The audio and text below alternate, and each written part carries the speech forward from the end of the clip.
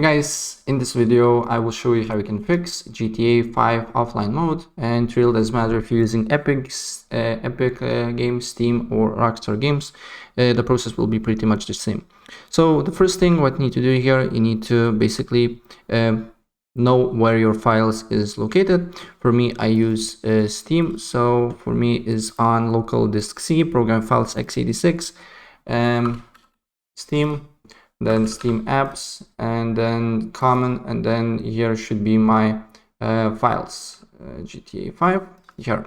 For example, if you're using Epic Games Launcher, you can check basically by going to library, then you need to press on burger menu, then go to manage, and then here you should find your files in that way. And then once you're here on the files, you should see command line .txt, and once you're here, delete whatever it is. Basically it will be probably, if you are offline, cc offline only. So what you need to do here is to write minus st capital O online capital O only, and save file here, and your problem should be fixed. Right, so that's pretty much it, and if I help you out, please press like button and subscribe for more. Take care, bye.